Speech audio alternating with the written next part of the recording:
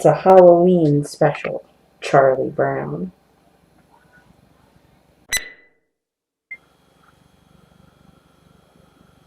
Hey boys and ghouls, welcome to our Halloween special. For today's special, we're going to do 3 original scary stories. Ooh! So, I hope you're hungry because these are some of the most appetizing stories you're ever going to hear.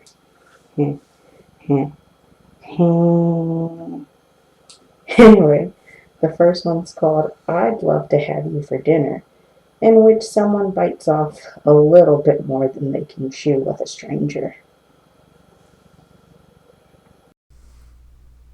One of my favorite things to do when I get bored is troll Craigslist. My favorite place to look was the personals since there's a lot of weird and funny stuff. For instance, one day when checking the mail-to-mail section, I came across several photos of dudes spread eagle in their bathrooms. It was wild and nothing's been able to top it until now. The ad read, looking for a bite. Hello, I'm a 60-year-old male in search of a good meal. Could that be you? Must be clean, healthy, and have an open mind. Open to all races and genders. Will pay all expenses. Interested? Please call 246***1234. First come, first serve. I laughed to myself at the ridiculous of the ad. Exactly what expenses could you incur from an old man devouring you? Still, I couldn't help but be a little curious. I was bored in hell. There wasn't a lot of excitement to be had on a Tuesday night. I decided to give the old man a call. The phone rang twice before he answered. Hello? The old man sighed. Yeah, hi. I saw your ad online looking for a good meal. Were you still looking? Yes. Can you tell me a little bit about yourself? Well, I'm 22. Brown hair, green eyes. No health issues. Exercise a few times a week. The man sighed in relief. Nice. Very, very nice. Any STDs? Are you overweight? No and no. I got papers and I could bring them if you want to see. You wouldn't mind? I shrugged. No, your party. You are perfect. Do you have a pen to take down the address? I rummaged around my desk a little and pulled out a pen and paper. Ready. 9088 Shady Road. Shady Road? Really? The man laughed. I assure you it's real, and the only thing shady here are the trees. I laughed too. If you say so, I'll be there in an hour. I'll be waiting. As much as I hated to admit it, I was actually pretty excited. He seemed like an interesting and fun guy. Maybe it could have been a reoccurring thing if this all panned out. I freshened up and headed out to become this man's meal. 2 things surprised me when I pulled up. Shady Road was real, and this man's house was luxurious to say the least. There was a huge fountain and marble statues in the yard, and the house was at least 3 stories. As I pulled into the stone driveway, a mildly attractive man with an athletic frame, salt and pepper hair, and deep-set brown eyes waited for me at the door. He waved as I walked up. Well, aren't you a sight? Are you my meal? I laughed. Yeah, I guess you could say that. Delightful. I'm Winston. Lennon, nice to meet you. Please come in. I followed him inside, and it was even more decadent than the outside. High ceilings, marble floors and tables. It felt too expensive to even walk through it. Still, I followed him into the kitchen where he motioned for me to sit at the island. Can I offer you anything to drink? Water, tea, coffee? Tea's fine. Excellent. I'll be brewing some for myself. I'll prepare you a cup. In the meantime, can I see your papers? I rummaged through my pockets to pull out my test results and handed it to him. He looked it over for a moment and nodded in approval before attending to the tea. It tasted kind of funny. I chalked it up to it being some rich people blend, so I drank it sparingly to avoid any hurt feelings. After about 30 minutes of polite conversation and getting to know each other, I figured it was time to at least bring up the main event. So, how does this work? I asked. Well, it's quite simple. You fall asleep, I rip out your liver, and I have dinner. I laughed nervously. Excuse me, what? I don't think I stuttered. I have a nice Syrah and asparagus with roasted red peppers on the menu, and all that's missing is your precious little liver. Don't worry, though. I'll still leave enough for you to keep. That isn't funny. Who's joking? I'm leaving. I tried to run to the door, but I started to feel sluggish and sleepy. He easily grabbed me and, despite my struggles, put me into a sleeper hold. I don't remember much after that except coming to in the hospital. The guy really did take a portion of my liver, but he left me with a teddy bear holding $5K and a note inside. It read, "You were delicious. I'd love to have you over for dinner another time. XOXO, Winston." I screamed for the nurse. Poor Lennon. It looks like they bit off a little bit more than they can chew. For our next story,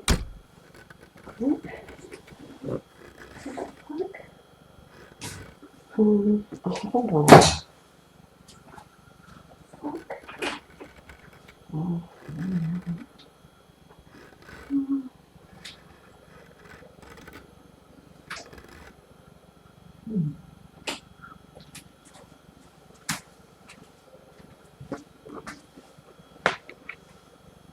sorry, I don't know.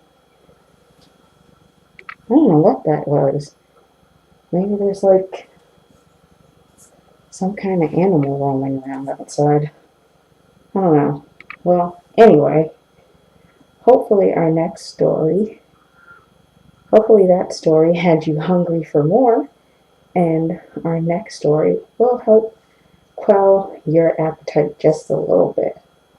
This one's called Vater Vergib Mir, in which ghosts of the past come to haunt an unsuspecting old man.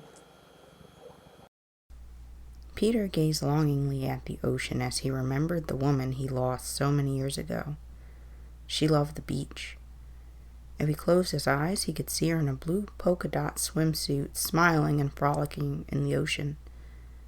He could see her skin glistening in the sunlight as she ran her fingers through her wavy brown hair. Peter pictured her smile and the light, infectious laughter that accompanied it. It was almost as if she was there with him. If Peter reached out, he was sure he could touch her. A tap on Peter's shoulder drew him back to reality. He turned to see an aged police officer standing behind him. The old man smiled at the officer. "Guten Tag, old friend. What are you doing here?" Peter asked. "Just wanted to see how you were doing. I stopped by the house, but you weren't there. Figured you'd be here. This was our favorite place, right?" Peter nodded.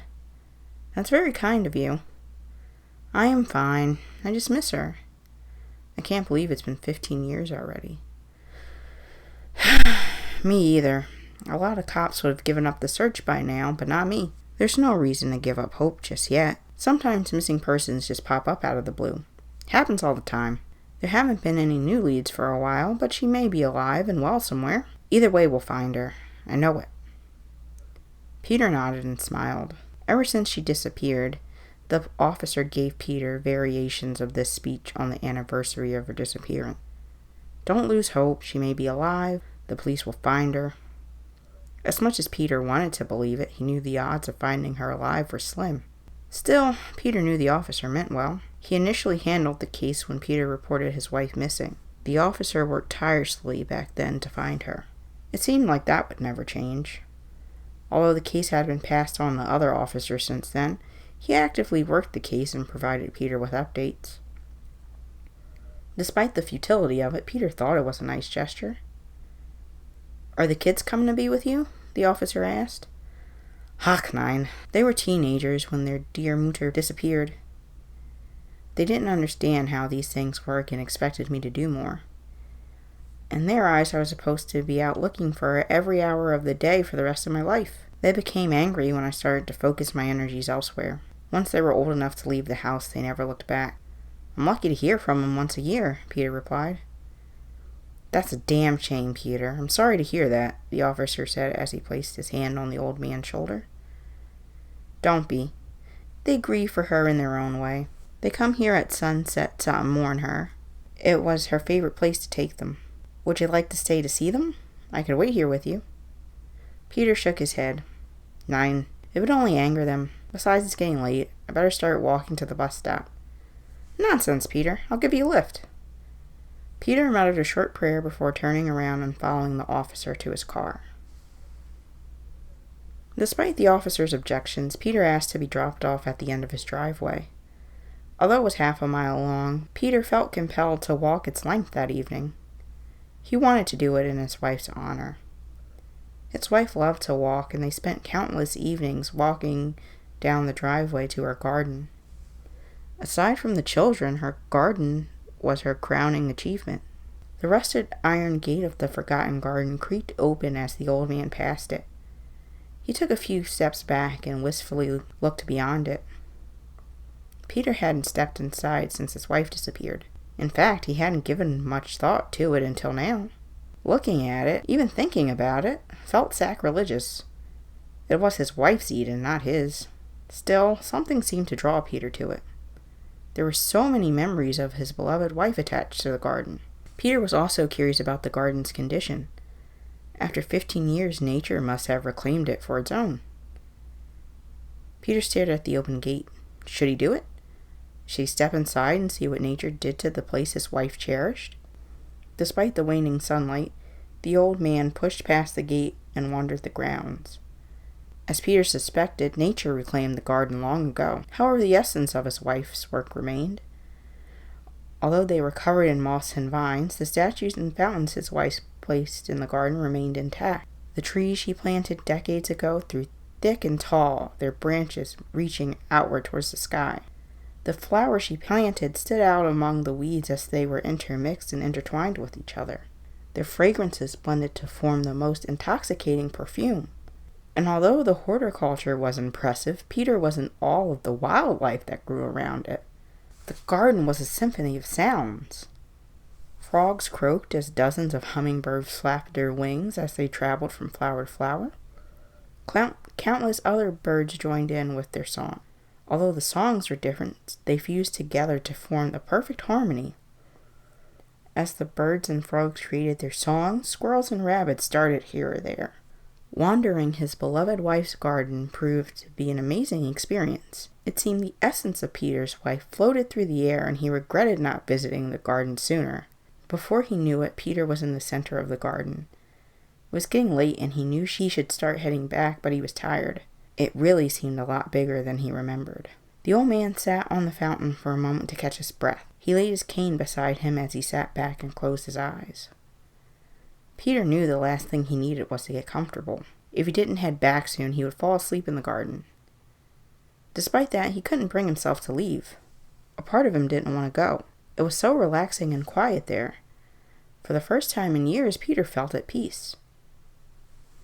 "Murderer," a voice whispered. Peter jolted upright and looked around. There was no one there. Figuring his mind was playing tricks on him, Peter's eyes fluttered shut. "Murderer," another voice whispered louder. It was just his imagination. "Murderer," the voice screamed. Peter grabbed his cane and hobbled toward the gate. The garden grew cold and dark. As he ran, snakes dropped from the trees, hissing and snapping at him. He yelped as hordes of rats scampered across his feet. The angelic statues that once brought tranquility to the garden stared menacingly at him as the voices grew louder and stronger. Peter was scared to look back. He didn't know what hellish figures might be behind him. He tripped on his cane and bumped his head on a statue. He propped himself up on his hands and knees to look up at the moss-covered cherub. Its chubby fingers pointed to a sundial. His time was up. Nine, I don't want to die," the old man pleaded in his thick German accent. "Neither did we," the voices boomed. "I've done nothing wrong," Peter screamed. "Your lies mean nothing here." "I'm not lying. Please have mercy," Peter begged. The chorus fell silent. After several agonizing moments, one voice addressed Peter. "When have you, Peter Schmidt, showed mercy to others? Always, always. I'm a charitable and kind man, Peter cried. He tried to stand, but it was as if the gravity in the garden had increased tenfold and weighed him down. Do you remember Lisa Klein, Hans Hershire, Joanna Zimmerman, Petra Brody? No, Peter stammered. Of course you wouldn't. They were just some of the countless prisoners at Auschwitz you refused mercy to. I was never at Auschwitz. Never! Liar! The voices boomed. It was so loud the ground shook. The speaker continued. What about your children? How many times have you beat them without mercy? How many times did you threaten them with violence if they told their mother? And what of their mother? How many times did you blacken her eyes and bruise her limbs? How long did it take for you to murder her in cold blood? I would never hurt my Frau and Kinder. I love them. I love them so much. Your lies mean nothing here, Peter Schmidt. We know your crimes. Ground quaked beneath Peter again, causing the cherub's head to fall off its shoulders and land on his leg. Peter howled in pain. He pushed the heavy head off his body and screamed in horror. Pieces of bone poked through the skin of his flattened calf. It took all his willpower not to vomit. Peter tried to stand but fell back. Damage to his right calf was too substantial. The old man collapsed on the ground and screamed in pain. As quickly as he could, he dragged himself to the closest form of shelter he could find. Cowered behind the beheaded cherub and prayed. Flashes of the past haunted him. He remembered the glee he felt as he decided who would live or die in Auschwitz. The terror that washed over their faces as they marched to the gas chambers filled Peter with so much joy. However, nothing beat the prisoners making spectacles of themselves as they begged for their loved ones to be spared. Peter didn't care how touching their stories were. He showed them no mercy. When the Red Army came to liberate Auschwitz, Peter managed to escape just in time. As soon as he had the chance, he left Europe to start a new life in America. That's where he met the beautiful Jewish woman that became his wife. Although Peter loved his wife and children, their blood was contaminated with impurities, and he would never be able to see them as equals. Peter hoped he could beat their filthy ways out of them, but it seemed to make them even more rebellious and contemptuous. Then there was that fateful night his wife vanished. She had stumbled upon mementos from Auschwitz that Peter hid in the attic. She confronted him and threatened to call the police. Peter couldn't let that happen. He wrapped his hands around her neck. His wife tried to wriggle out of his grasp, but it was no use. Peter was too strong. She tried to scream for help, but it only strengthened Peter's desire to silence her. He squeezed her throat until her eyes bulged and her body went limp. Peter carried the body out to the garden. He took an axe and chopped her body into pieces. Once he was finished, he grabbed the wood chipper from the shed and wheeled it into the garden. He threw the bloody chunks of flesh into the machine. His wife's body proved to be excellent fertilizer for her beloved garden. Vater Vergib Mir, forgive Mir. I don't want to die this way, he pleaded. Neither did I, the voice cooed. To Peter's horror, it was his beloved wife. She stood in front of him with big red handprints around her neck. She smiled wickedly as she advanced towards him. The source of the other voices made their presence known as well. Countless men, women, and children covered in rags appeared from behind the bushes. The old man grasped his chest as they cornered him. Vater bitte, Peter pleaded to the heavens. His beloved wife wrapped his hands around his throat and smiled. Oh, Peter, God isn't here today. Poor Peter. You'd almost feel sorry for him if he wasn't such a piece of shit. Just goes to show you that, unfortunately, sometimes the ghosts of your past can come back to haunt you. For our final story, we're going to talk about a pair of traveling cousins who expected a great stay at a Parisian motel. Unfortunately, it becomes a nightmare. No matter how many times you've traveled the world, the thing you never get used to is the commute. For the past week, my cousin Natalia and I jaunted around Europe to celebrate me getting my doctorate. It had been a fun trip, but all the traveling was starting to take a toll on both of us. Thankfully, after this flight, we would have a few days to rest and hopefully party in a nice Parisian hotel. We arrived at the hotel a little past 8 p.m. local time. I expected the hotel to be busy, but it was even more crowded than I thought. When I asked the front desk clerk about it, he informed me there was a festival being held in the city.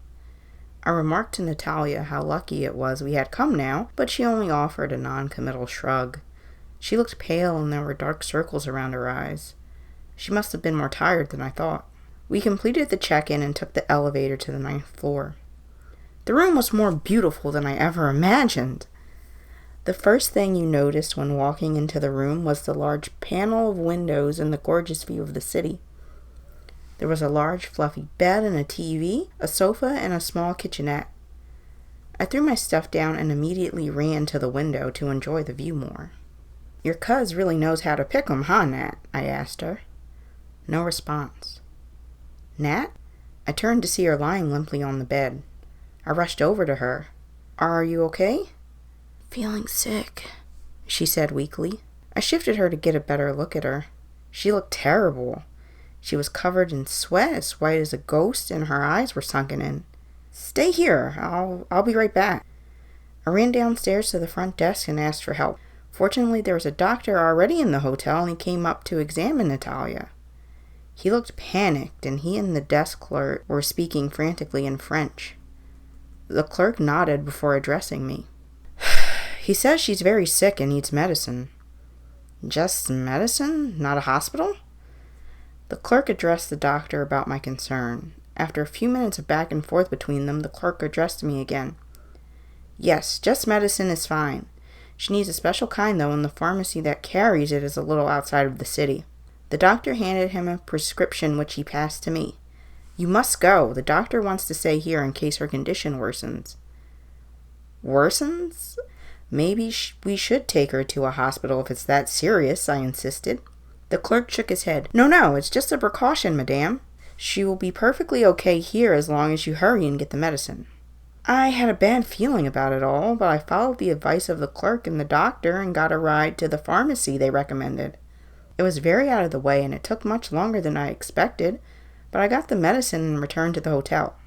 I raced back up to the 9th floor, but to my dismay, the room key didn't work, and there was no answer from Natalia or the doctor. I went back to the front desk and asked the clerk, "Excuse me, my key doesn't work." "Oh? How would you have gotten a key? I don't believe you checked in yet. Can you give me your name, please?" "My name? You know my name. Eliza Westfield? I checked in around 8. My cousin is in that room. She's very sick," I yelled as I shook the bag with the medicine for effect. He raised an eyebrow at me. "I do see you have a reservation here, but you have not checked in. Here is a key for you." "Thank you," I snarled as I rushed back to the room. I unlocked the door, but the decor was different, and my cousin, our stuff, and the doctor were missing. I darted back to the front desk. "Where is my cousin?" "Cousin?" "Yes, the one who's sick. Where is she?" "I don't know what you mean, madame. I've never seen you." "You lying asshole, you have. Where is she? Where is she?" I screamed. People in the lobby were taking notice of the scene. "Madame, if you don't settle down, I will have to call the authorities." "Go ahead, call them. We need to get to the bottom of this." And that's exactly what he did. As the clerk and I took turns telling our sides of the story, I knew immediately it was a lost cause. There was no proof of the check-in until now, and our belongings, as well as my cousin, had completely vanished. There were cameras in the lobby, but they conveniently hadn't been working for the past few weeks. I showed the cops my prescription, but it turns out the medicine was a strong indigestion tablet. With no evidence except my word, there wasn't anything the police could do. I never saw my cousin again after that. Well, that's it for me, boys and ghouls. I hope you enjoyed the... Jesus Christ, what the hell? Hold on. I'm gonna just look at this.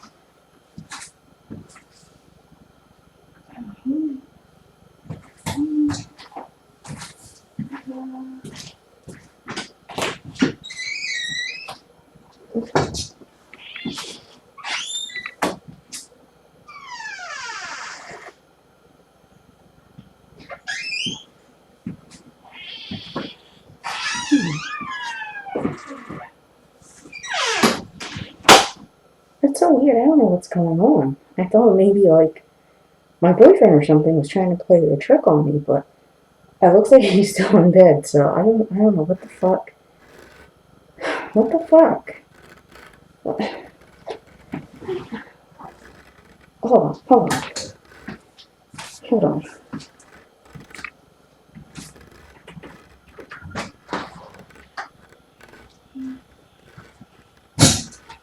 Hello? Hello?